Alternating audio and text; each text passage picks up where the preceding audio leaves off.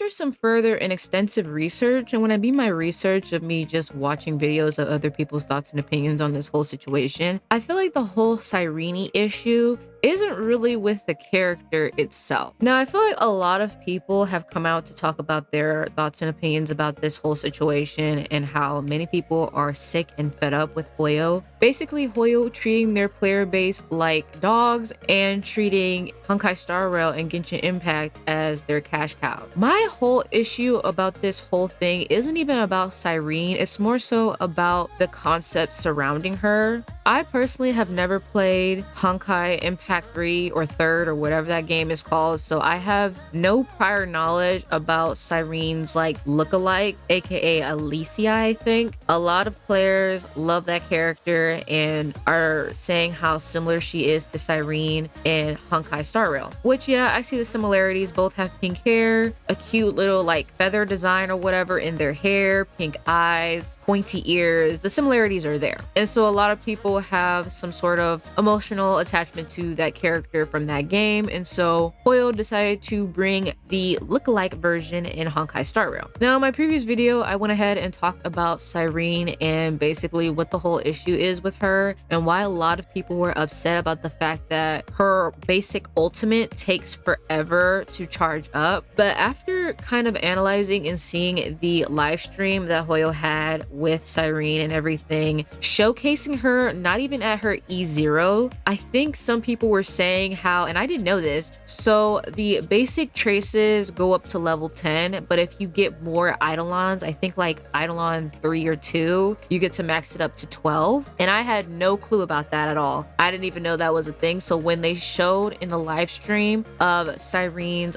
traces being maxed out to level 12, a lot of people were already like, they weren't even showcasing her at her like E0, which is what everybody basically can afford for her, but they showed her at like her E2, E3 around that range. And then also another thing that gave it away was during the live stream that showed that half her heart was full when the battle started, which if you have just Sirene E0, no Eidolons, not even her light cone, it takes way longer for her heart to charge up. I know I said in my last video how I wasn't really upset about the fact that she's a very niche character. She's mainly tied to her Enforius team comp, and honestly, I personally didn't have an issue with that. I mean, she's a really cool character. I feel like her kit does make sense. She is a very niche pull, just like Cyridra, but she still has some benefits, and she still works with a good amount of Enforius teams. So I feel like more than half the player base at least has one Enforius character, at least one. Obviously, that's not enough for her, but I'm just saying that she has a lot of teams that she can work with. Maybe not a lot. She's kind of world locked to that specific team, but she still has teams that she can work with. Now, what really got me in shambles and laughing when I saw the live stream, like I was laughing to keep from crying, but looking at the live stream, now think about this if you're a new player, right? This is your first time playing Honkai Star Rail and you want to pull on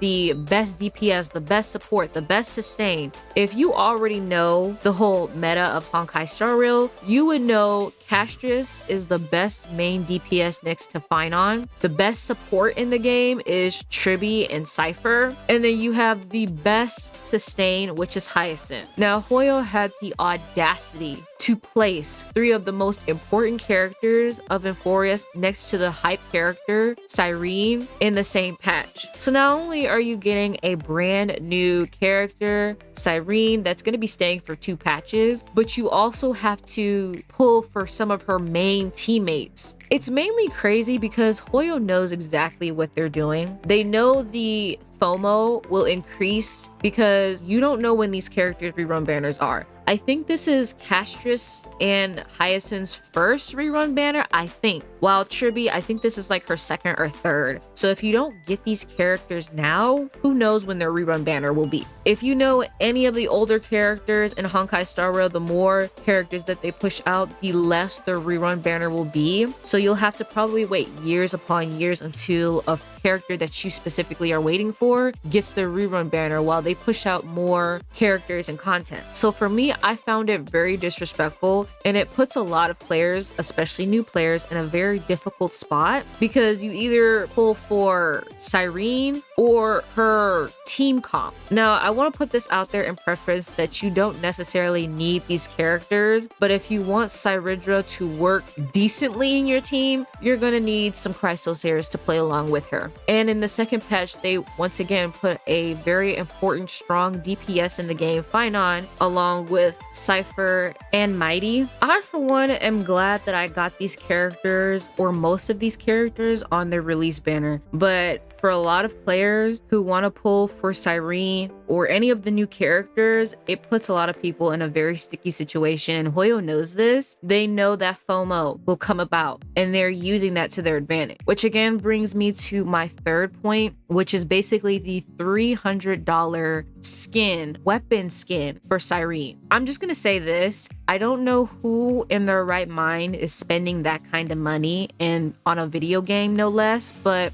I can understand if it's for your favorite character. No, actually, I can't understand. Nope, I can't understand. Even if it's a character that you've been a diehard fan of for years, I can't understand spending that kind of money on a video game character and on a video game weapon. Now, if you just are a person who has money laying around, I feel like people who buy this are for the people who have money just laying around.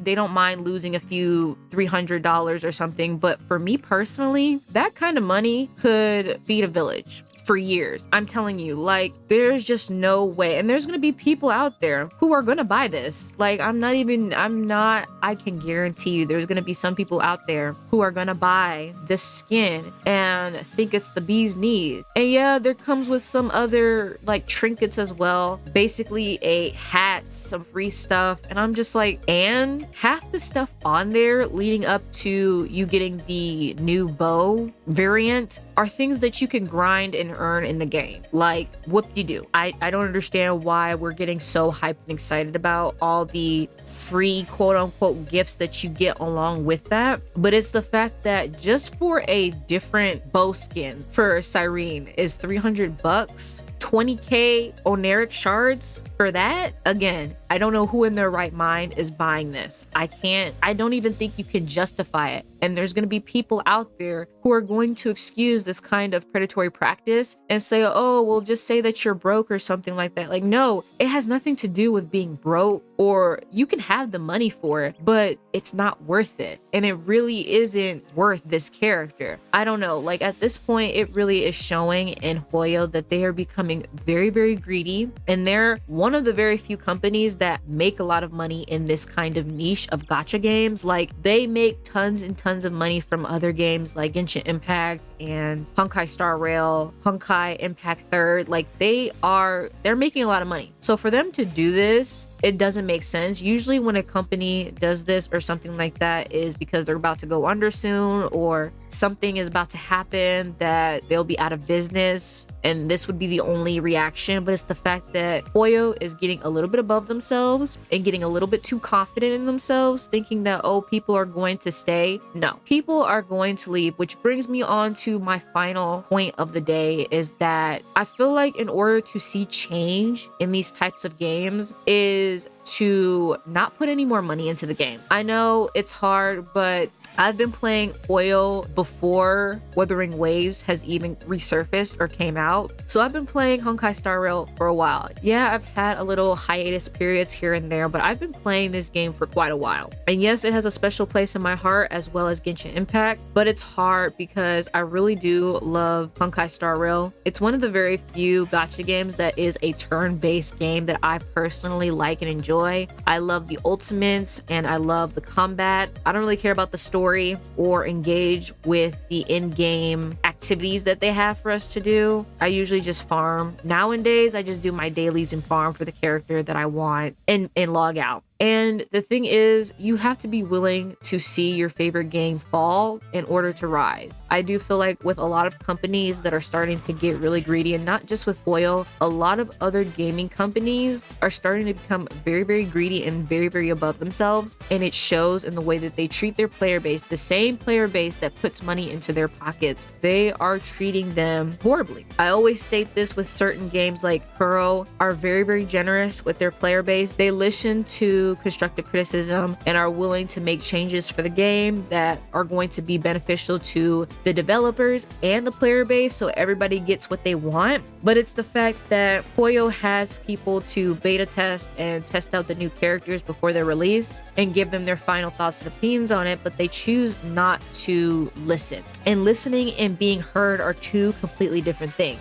And while I do understand that at the end of the day, Hoyo, along with a lot of other game developers, are a business, at the end of the day, they're trying to make money. We all are. But it gets to a point where you're now getting very, very greedy. Like, you have a lot of money. You're not going under anytime soon. For you to be doing this just shows that you're just trying to milk out the game as much as possible. And people are going to leave. Like, trust, there's a lot of other gacha games out there that are coming out in the future and ones that are out now. Duet, Night Abyss, Weathering Waves. There's a lot of other gacha games out there. We as the consumers do not have to put money into this game if we don't want to. It really is just an option at the end of the day. And if Hoyo continues to treat their player base like this, I guarantee you no one will stay. No one is going to be putting that kind of money in. And that goes for me as well. I just don't see myself spending money on a game that is being entirely too greedy and entirely too above themselves, thinking that, oh, nobody's gonna up and leave. Watch. I am willing to sacrifice, willing to see it fall in order for it to get better. I feel like when people start to leave, people start to basically acknowledge other games and realize that Hoyo is not the only gacha game out there. That's when change can really happen. I'm not saying that you need to boycott or anything, but by not putting money in these companies' pockets, it's going to force them to make a change because they're not making any money. And as sad as it is, it's the truth. If you want to see change, you have to be willing to not give the change.